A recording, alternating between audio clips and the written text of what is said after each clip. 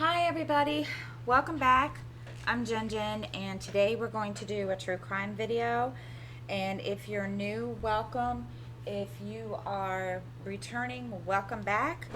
I hope everyone is doing well. I know I haven't done a true crime video in a really long time and I do apologize. Um, I'm getting back into the schedule, trying to anyway. So, we're going to get started. I'm going to be doing, the case I'm talking about today was somebody suggested it to me last night, and it is about Robert William Pickton. He had a lovely name, right? And his nickname was Willy. And he is a Canadian serial killer. And also, now y'all are gonna love this, he's a former pig farmer. Go ahead, you can laugh. But anyway, and which I did. I thought it was funny. So we're gonna get started. I'm gonna tell you all about this, and while we diamond paint, and I work on Nefertiti. So now, his early life was kind of, I don't I don't know how to describe it.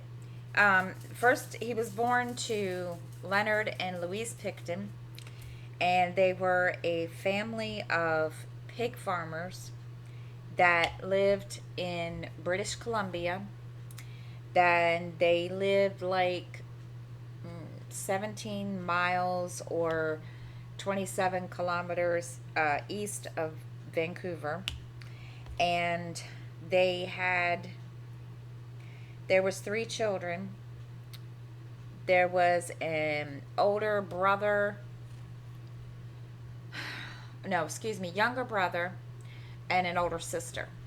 Now, the older sister, Linda, was sent to live with relatives in Vancouver because their parents did not think that her being raised on a pig farm was appropriate for a lady.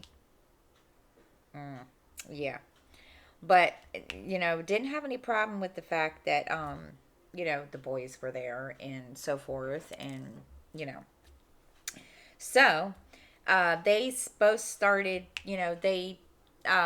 Louise was demanding, and they began to work at the farm uh, at very young ages.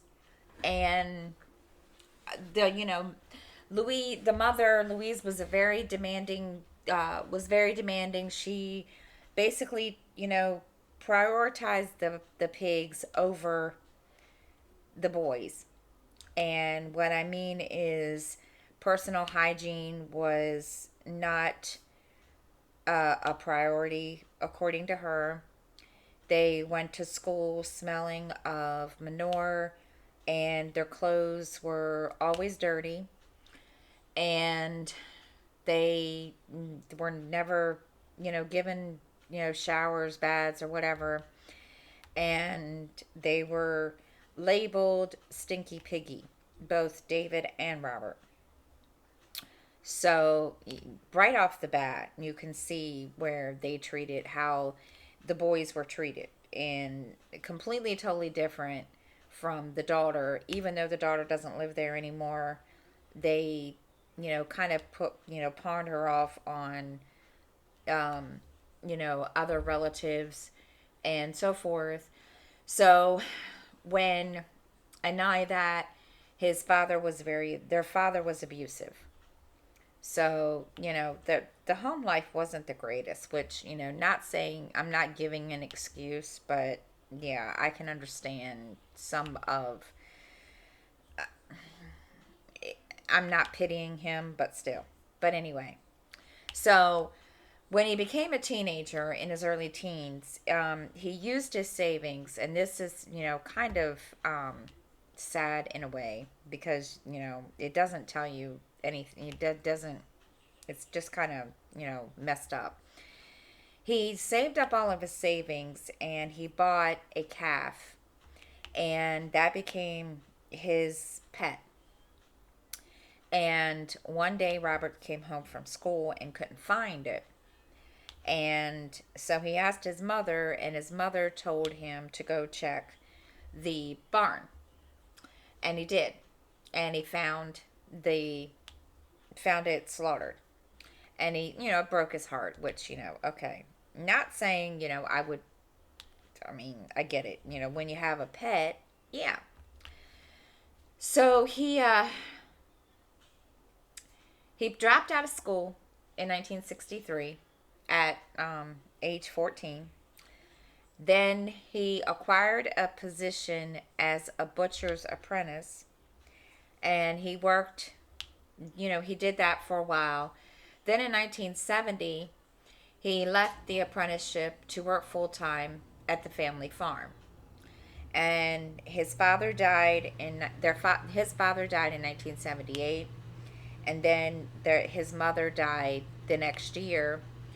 And so then it basically left the farm to all three of the siblings. And Linda and David didn't really want anything to do with the farm. Linda, by that point, probably didn't really, give a crap, which I can't say I blame her. I mean, she was basically not allowed to live at home anymore, which, okay. And David didn't really want anything to do with the farm either, but he wanted the house. So he moved into the house, and Robert just, took over the farm and lived in a trailer in a remote area of the farm. So I don't know if, it doesn't say if they were close, if any of the kids, any of the kids were close. It really doesn't go into detail. But, I mean, David and, Willy, lived there. So I can just, I can only assume that, they were at some point, or, at, excuse me, at, obviously him and his brother were, because they lived there. But anyway, so now they had I guess I don't know what I want to call him. I mean, they call him, I guess he like a farm hand or whatever that worked there. And his name was Bill Hiscox. Hiscox. I guess that's how you pronounce it. So I'm probably butchering it.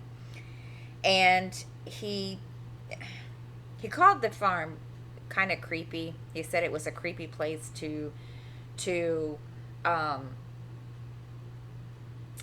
just described it as being a creepy place, which, okay. And, he described Pickton as being very quiet, but he did have bizarre behavior that he only saw occasionally. So I can only imagine, what kind of behavior he's talking about, because, at that point in time, there's really nothing to, he hasn't done anything. So, it's kind of like, oh. So now, then they begin to neglect, the brothers begin to neglect the farming operation. And they decide to register the farm as a nonprofit charity. Now, you all are going to laugh when I call you the name of this, tell you what the name of this is, because you all are just going to think this is funny. They register it they register the farm, and the name that they give the government, the Canadian government, as what I guess is going to be on the nonprofit, forms and everything, is Piggy Palace Good Times Society. Yeah. Okay. Okay. Now, when they did this, they claimed what they put down on the, the registration form is that they were going to be organizing and coordinating and managing and operating special events, functions, dances, shows, and things like that. And it was going to be done on behalf of organizations like, sports organizations, service organizations, and basically, I'm assuming this was kind of, a cover for whatever. And the reason I say that is because they ended up having, raves, wild parties that featured, Vancouver's sex workers and so forth and so on. And there was a like 2,000 people that did attend, and um, there was motorcycle gangs like Hell's Angels and all that stuff, all of those kinds of people that showed up. So, they were very frequent on the farm. So now, then, and that was done the year before. So now in March of 1997, Pickton was charged with attempted murder of a sex worker. And her name was Wendy Lynn Isetter. And he stabbed her several times during an altercation. And he handcuffed her. But she had escaped. And she suffered some, several lacerations. And she told the police that she had disarmed him and stabbed him, with his own weapon. And he did end up, going out and getting treatment at an emergency room, while she went to a different emergency room to be treated for hers. So he gets charged. Now, mind you, the charge was dismissed. Why? We don't know. So months later, they were sued by now I'm going to butcher the name, something officials for violating zoning ordinances. And one of the things that they said in this was that they were neglecting the agriculture for which it had been zoned, and that there was a large farm building that had been altered, and for the purposes of holding large dances and things like that. They ignored this violation injunction, and they went to hang on.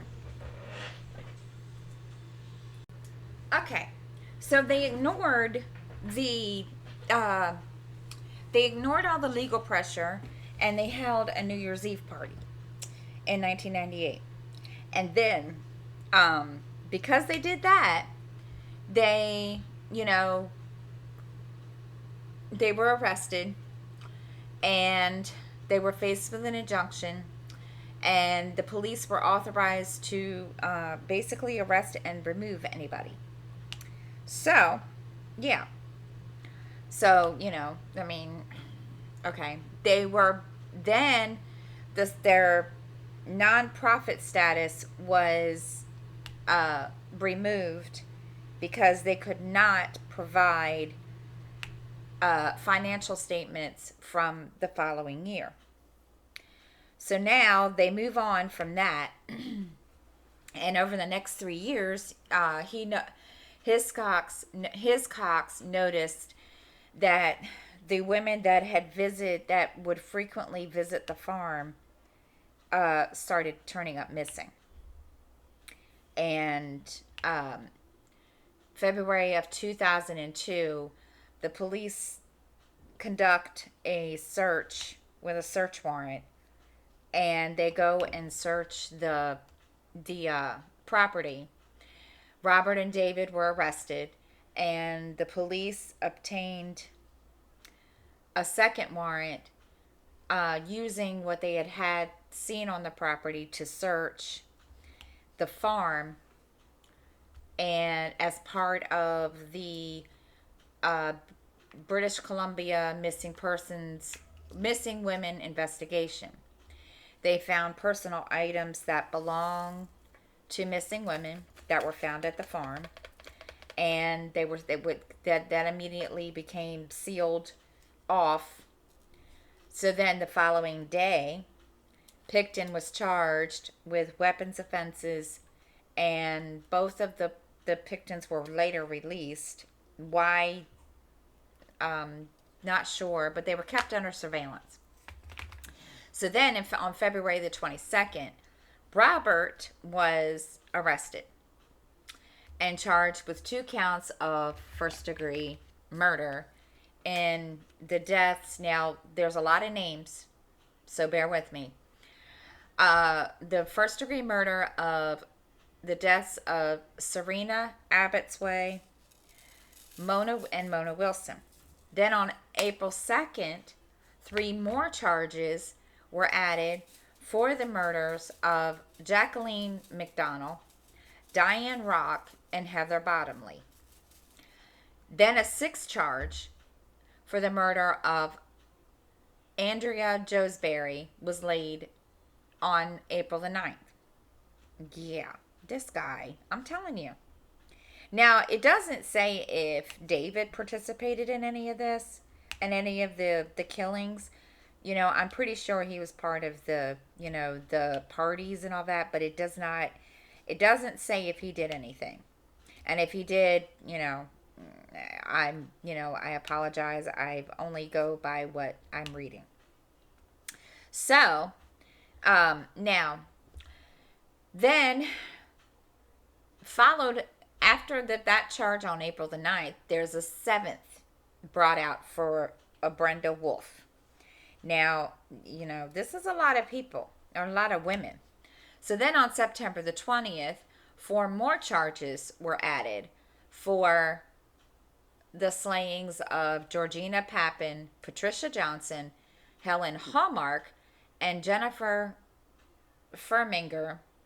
And, I mean, the charges keep going. There's a lot of charges, and I won't go into everybody's names. So then excavations, they continue at the farm, and this goes on until November of 2003.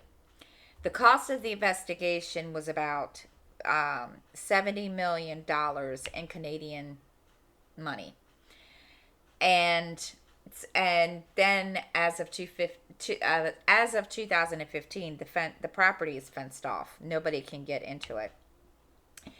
Let's see. All the buildings on the property, except for one small barn, have been demolished. I'm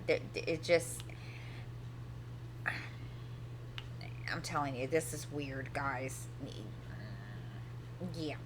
So, now, we're going to go to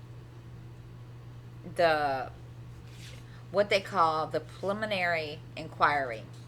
So now there was a preliminary inquiry that was held in 2003. And the testimony that was covered,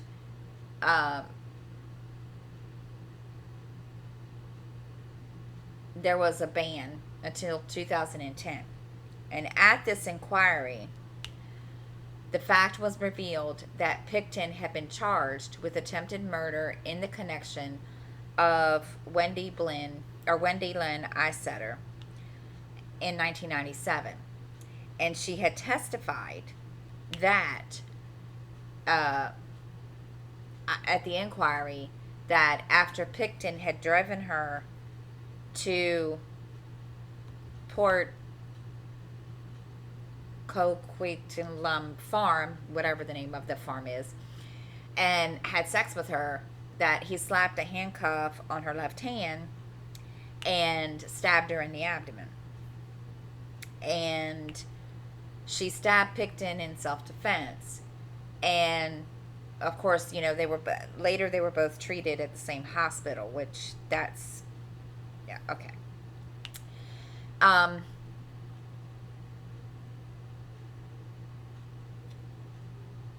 They found the key to the handcuffs in Pickton's pocket, and they, you know, took the handcuffs off her. But the attempted murder charge was stayed on January 27th because she had a drug addiction, and the prosecutors believed that she was too unstable to help secure a conviction. Okay. Now, the clothes and the rubber boots that he had been wearing were seized by police and were left in a locker for more than 7 years. Yeah. Okay. So they did not get lab tested until 2004.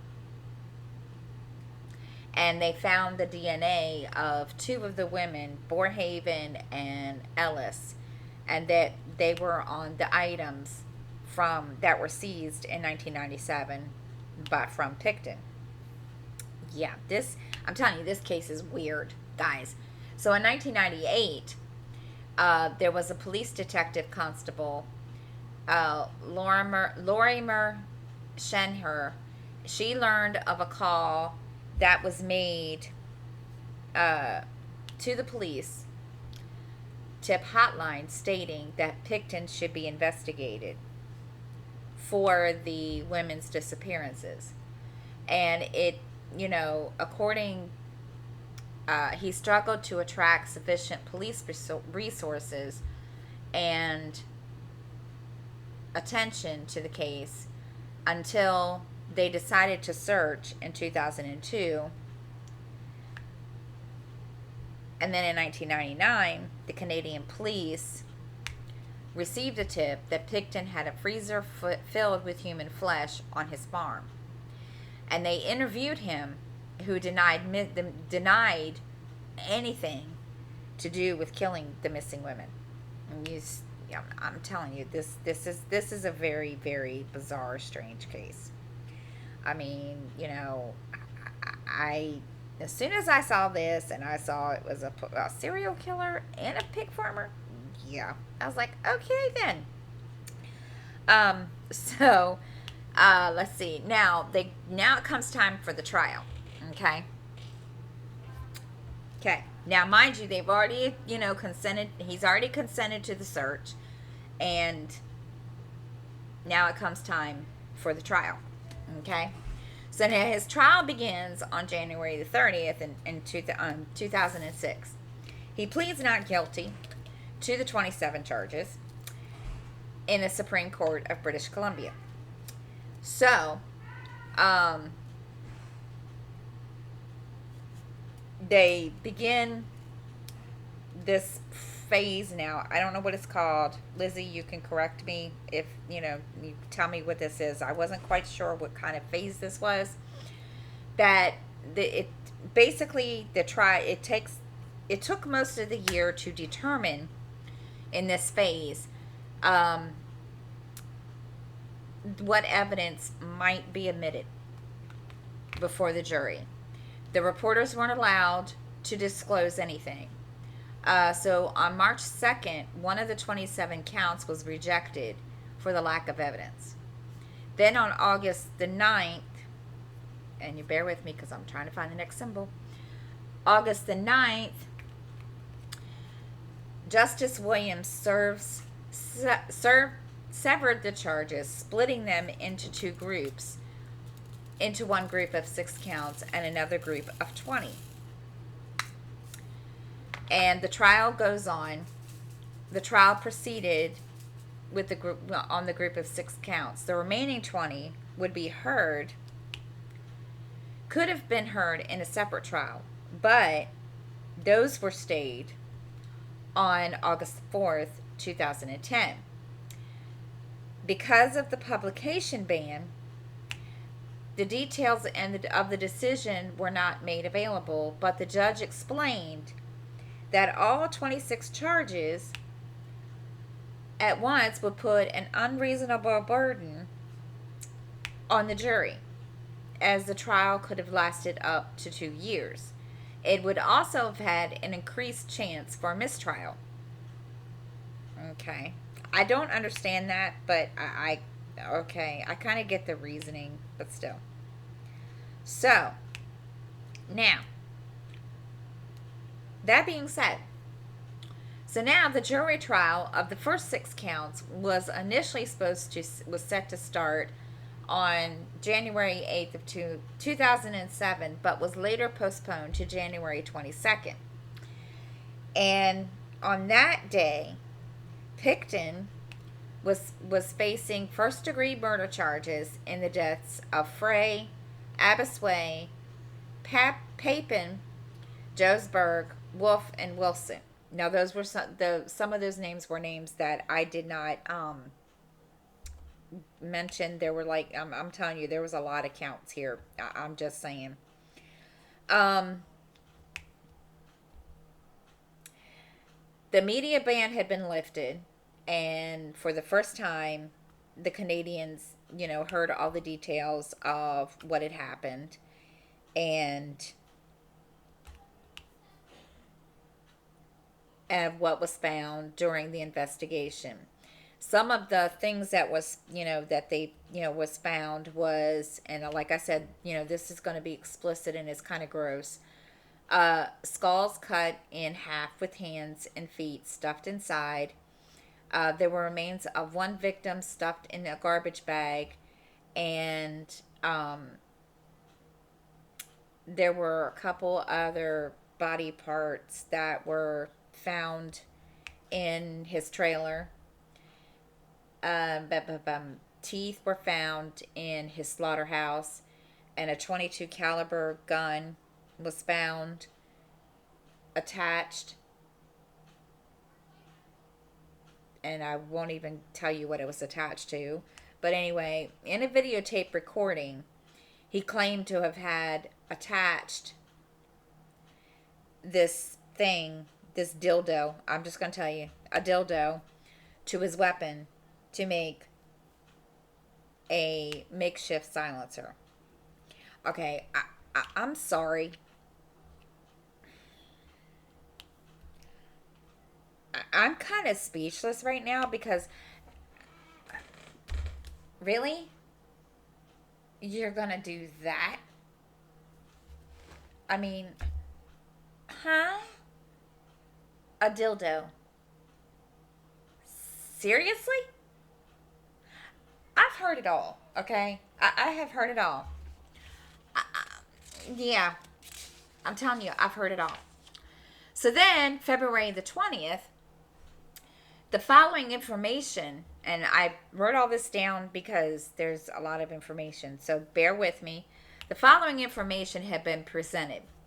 During Pickton's trial, the lab testified that about 80 unidentified profiles, DNA profiles, roughly half male and half female, had been detected on evidence. The items the police had found in the trailer were a loaded .22 revolver with the dildo over the barrel. Yeah. 1 round fired. Boxes of 357 Magnum handgun ammunition. Night vision goggles. Need I say more? Do I really need to go there? 2 pairs of fur-lined handcuffs. Yeah. Okay. What have I walked into on this case? Let's see. A syringe with 3 milliliters of blue liquid inside, and Spanish fly aphrodisiac. Okay. Then there was a videotape of Pickton's friend, Scott Chubb, saying Pickton had told him that a good way to kill a female heroin addict was to inject her with windshield wiper fluid. Okay. Wow. Cases just keep getting better and better, guys. Okay. So, now, the second tape that was played for Pickton, in which an associate named Andrew Bellwood said that Pickton mentioned that killing sex workers by handcuffing and strangling them and bleeding them and gutting them before killing them, before feeding them to pigs. Now, you guys may remember, I don't know if you guys remember, I'm going to go off topic for here a minute. You guys may remember, those of us that love Criminal Minds, you may remember the episode about the pig farm. From what I understand in some of the, things at the very end of this, that is one of the episodes that I guess this was inspired and so forth. And I remember that episode, and I just thought it was just right gross in the first place because, yeah, I just thought, So now I see where this, So then the last thing that they presented was photos of the contents of a garbage can that was found in the slaughterhouse, and which held some of the remains of Mona Wilson. So as you can see, like I said, this is just a gross, creepy, crazy thing. But yeah. Okay. So now, then in 2007, there was a juror that was accused of having made up her mind that Pickton was innocent.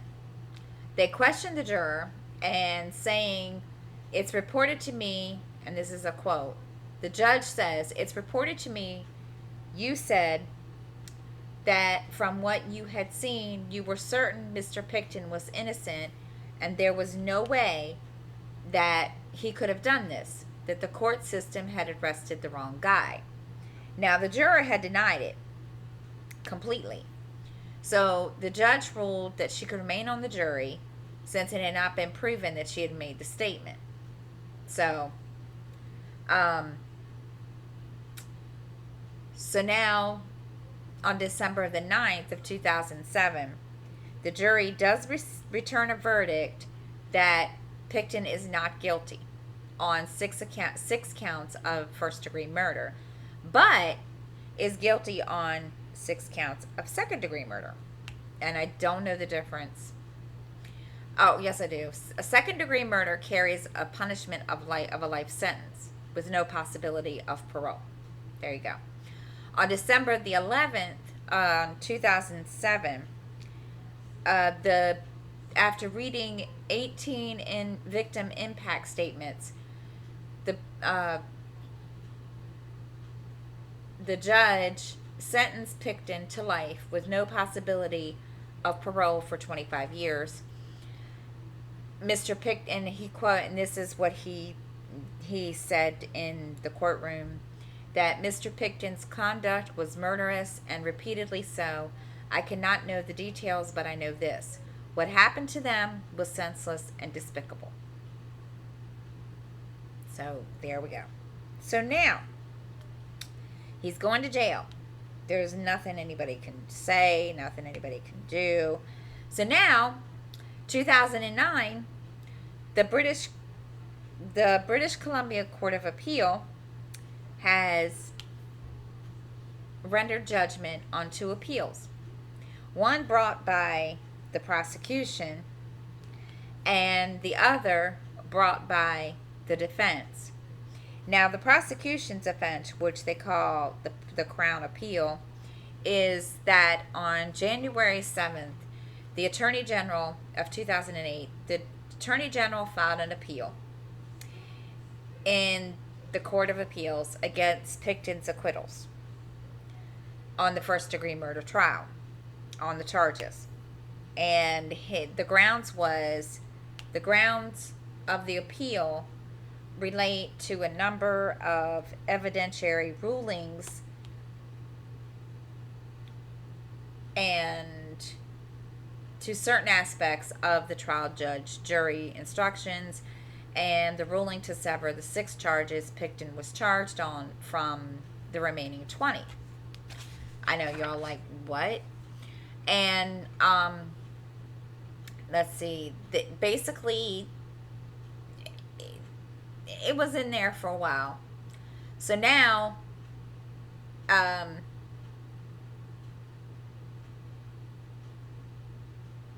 the appeal expired basically on December the 9th when the verdicts were rendered. When the time period for the defense to appeal expired, Pickton was sentenced. That is why the Crown announced its appeal first. Now, it really didn't make a whole lot of sense, and I'm trying to understand.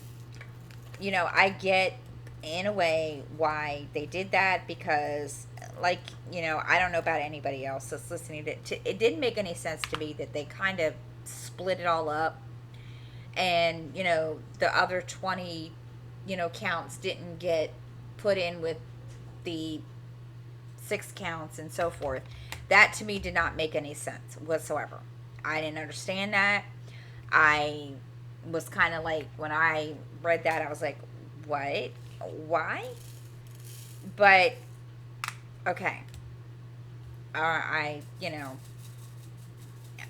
Hey, maybe there's all I can say is they might have had a reason.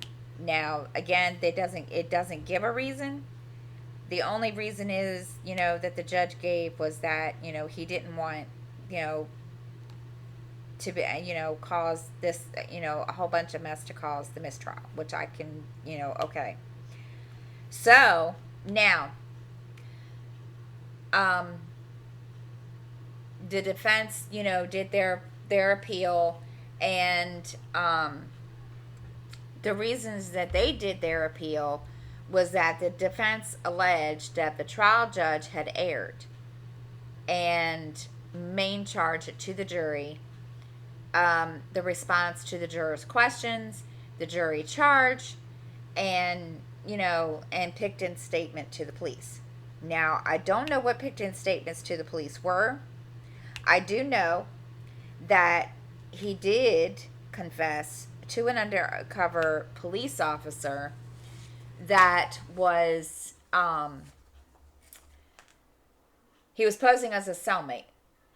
And they reported that Pickton told the officer he wanted to kill another woman to make it an even 50. And that he got caught because he was sloppy. I mean, really? Okay.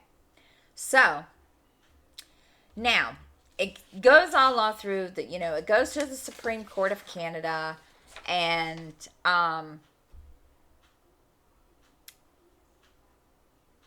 it basically goes on to all these appeals, and it's kind of, and I don't understand all of this, and I don't like talking about, I don't like talking about something I don't understand, okay? So, they, the 2006 or 2009 in June, Pickton's lawyers confirmed that they would exercise his right to appeal. So basically, he wants to appeal. So while Pickton had an automatic right to appeal to the Supreme Court of Canada, based on the legal issues on which Justice Donald had dissented, his lawyers applied to the Supreme Court of Canada for leave to appeal on other issues as well. Okay. So now, they granted this application for this leave to appeal. And the way I'm seeing, the way I'm, understanding this is, the effect of this was to broaden the scope of Pickton's appeal, allowing him to raise arguments that had been rejected in, unanimously in the British Columbia Court of Appeals.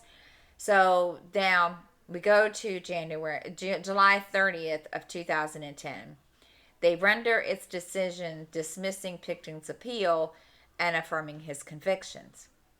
The argument was that Pickton should be granted a new trial. So,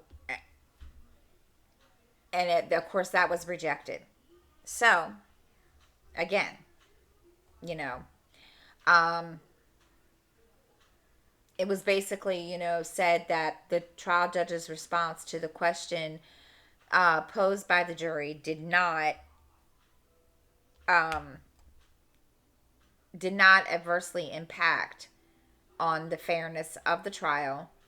She found that the trial judge's overall instructions with respect to other suspects uh, com- captured the alternate routes to liability that were realistically an issue in this trial. The jury was also corrected, or also correctly instructed that it could convict him if the Crown proved this level of participation, was coupled with intent. That makes a lot of sense, doesn't it?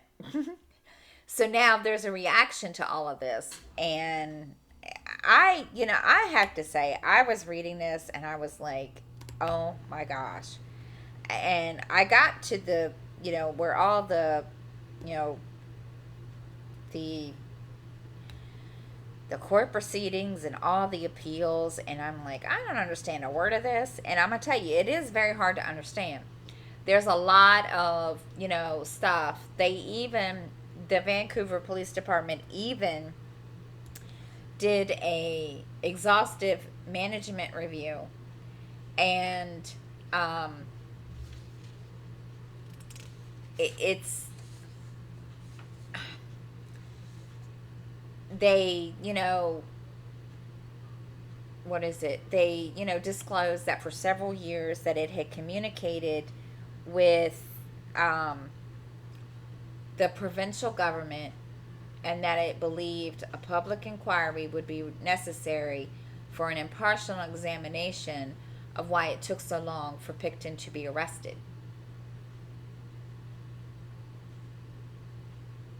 So, if I'm understanding this right, it seems to me like, they kind of, in a way, maybe botched this up. I'm not really sure. I mean, they did, Vancouver, police department did their thing, and I get it. Maybe there was a mistake somewhere. I don't know. Maybe they just, I don't know. So now, let's see. Then the Missing Persons Commission was called to examine this role of, what had happened, and why, wanted to examine the role of the Vancouver Police Department and the Royal, Mounted Police, Royal Canadian Mounted Police, in the disappearances of the women. And, families have been calling for, public hearings and so forth. And, there was a, I guess, the commission's final report was dated November the 12th. No, excuse me, November the 19th of 2010. Sorry. And it was released to the public in 2017. And the lawyers of the victims' families did not want this published, which I totally understand. because, you know, who wants this brought out and so forth.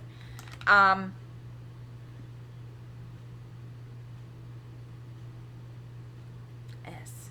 Where is S? There it is. So, you know, it does get brought out, and the commission, you know, the commissioner, one of the commissioners, you know, decided, you know, we're not going to publicize this and so forth. So now they are,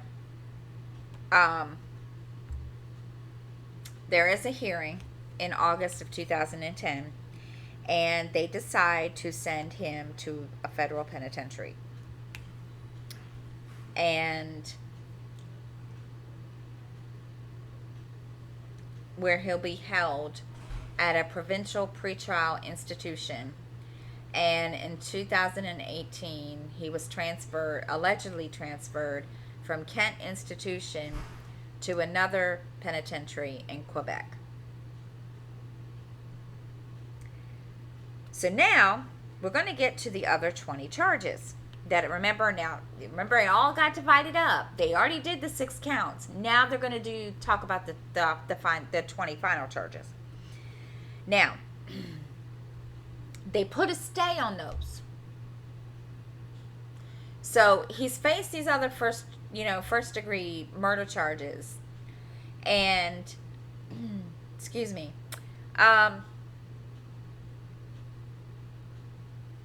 there was a family member in February 26th of one of the victims, named as an alleged victim, told the media that the Crown had told her a trial on the further 20 counts might not proceed. Okay, first of all,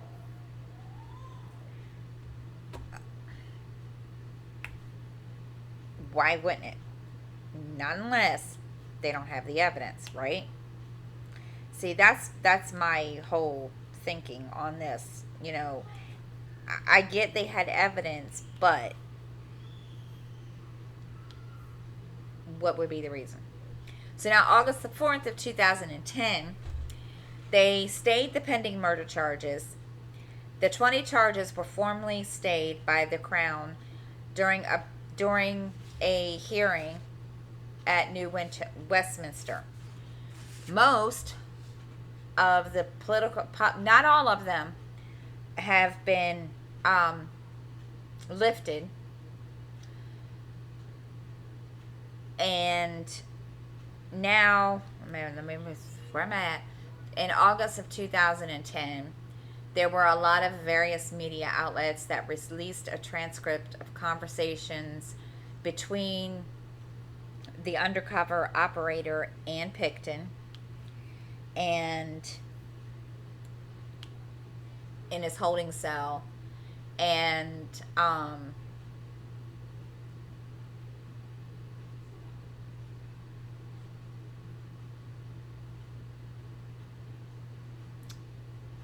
that's basically where he, you know, I told you earlier that he basically, there's a lot of victims. I just counted it. 1, 2, 3, 4, 5, 6, 7, 8, 9, 10, 11, 12, 13, 14, 15. There is a lot of victims. And I won't even go into naming them, because my God, as I was sitting here going through all that, there's just a lot. I mean, you know, he's you know, convicted of second degree murder in December the 9th of 2007, and that's just for 6.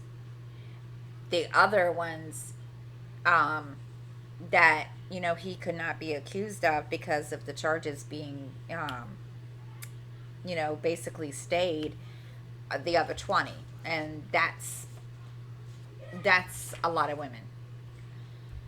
Then, now, as of March 2006, there was a murder charge that involved the unidentified victim, and that's been lifted. And Pickton has refused to even enter any kind of a plea for that victim. So, yeah, as you can see.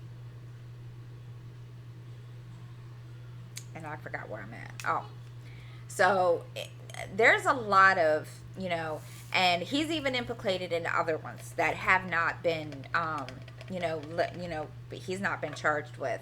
There's one, two, three others, four, no, five, and there are, five that have been named, and there's two or that have been identified, and then there's two that haven't. So yeah, this guy, you know. Now, what I find is interesting also is that after he was arrested, there are people that did come forward and to talk about what had taken place on the farm.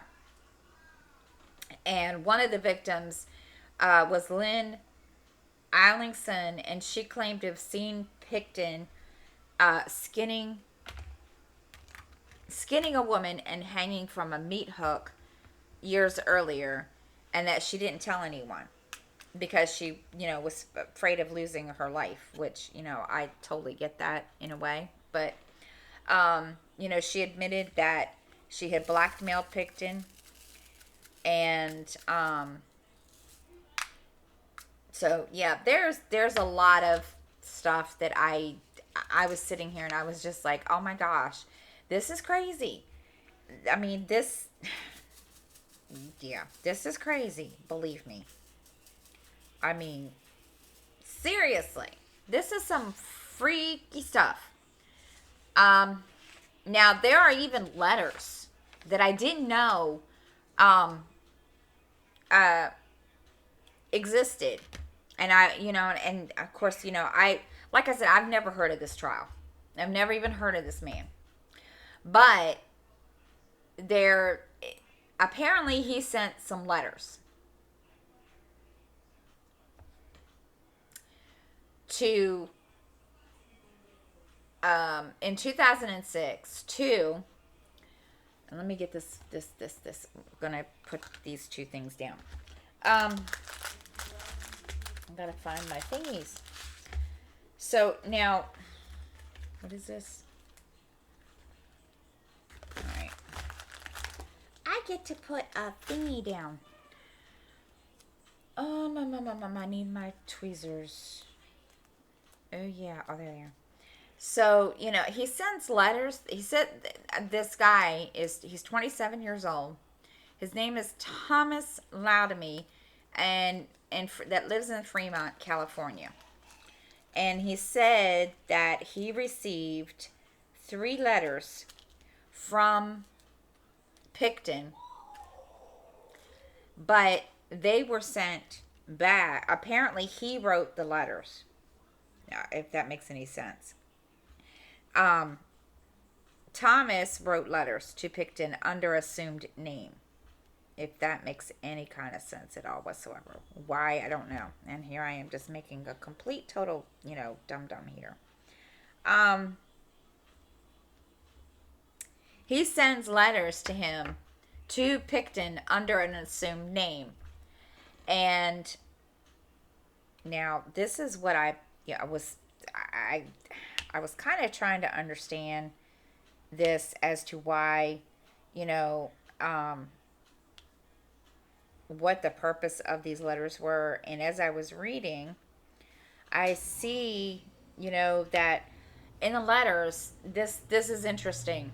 Pickton allegedly speaks about the concern of the expense of the investigation and asserts his innocence. Okay, now, you're in jail already, and you kind of basically already admitted it to an undercover police officer, and now you're saying, oh, I'm innocent.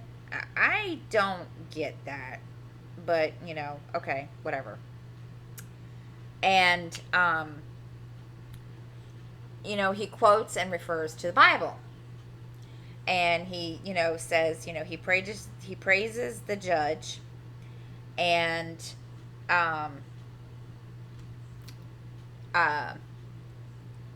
responds in detail to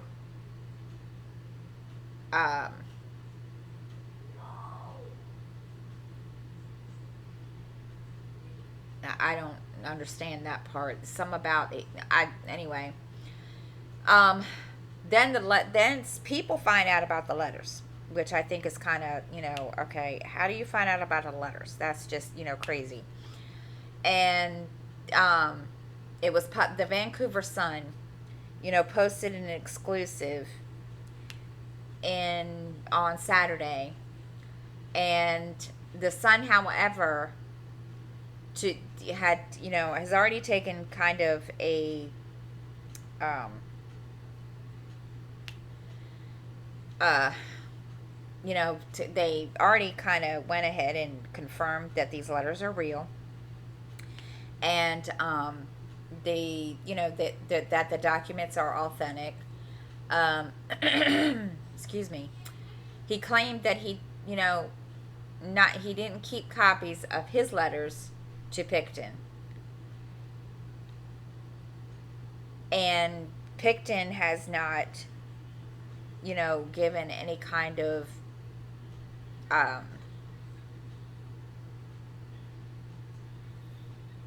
what I put it. He hasn't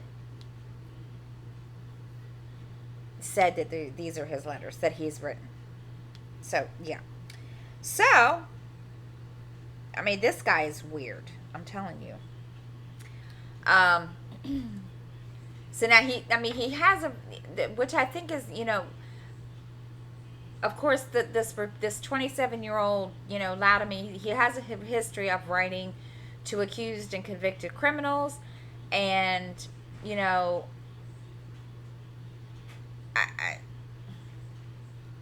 he claims to be a journalist, which I don't know. It doesn't say that he's a journalist. It just says, that this guy is from California. Then they made they go on and tell you about a film that was made. It's called.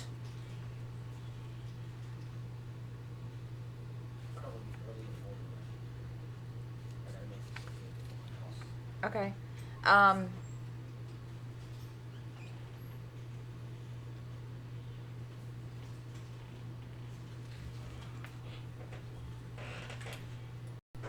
okay. Sorry about that. My son-in-law was leaving.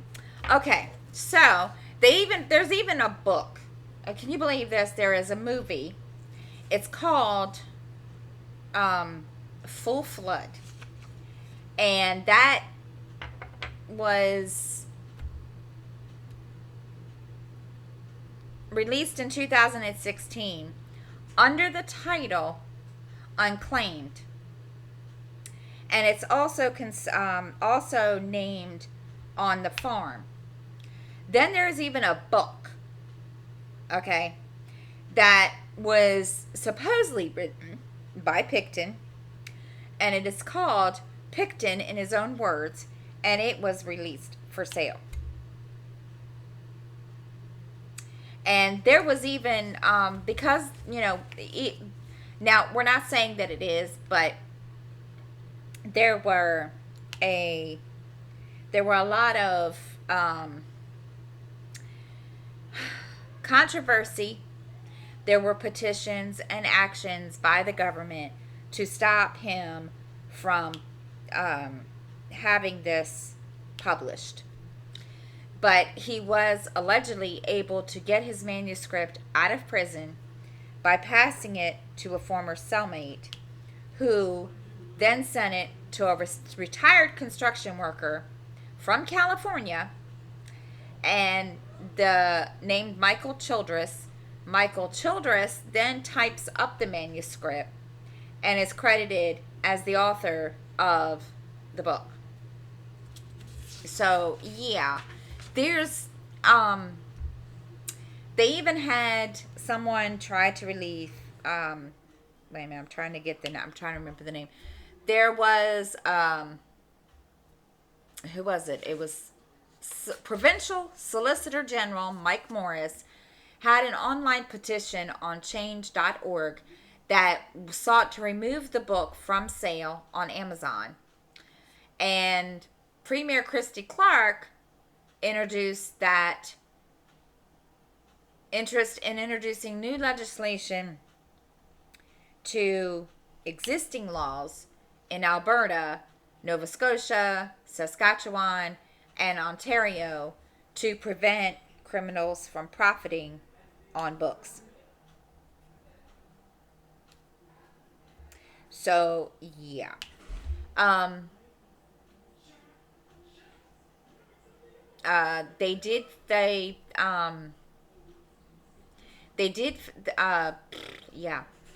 The publisher from Colorado, Outskirts Press, ceased publication and asked Amazon to remove it from their site after finding out that even though Childress was the one that was, on the book as the author, that the author was in actuality a convicted criminal. So that book is no longer, out for publication or whatever. So that's all of that case. I'm telling you, people, this case was strange. Like I said at the beginning, I just thought it was kind of funny when I see, oh, yeah, not only that, but he's a freaking pig farmer. I mean, really? That just made me laugh because I was like, are you serious right now? This guy's a pig farmer. I mean, okay. I've heard it all now. So that is all I've got on that, guys, and I hope you enjoyed this. If you have any questions or comments, please feel free to comment below. If you have any case suggestions, please feel free to if there's a case you want me to talk about, please feel free to post it down below in the comments. And I hope everyone has a great day and a great week, and I will see you all next time. Thank you for watching.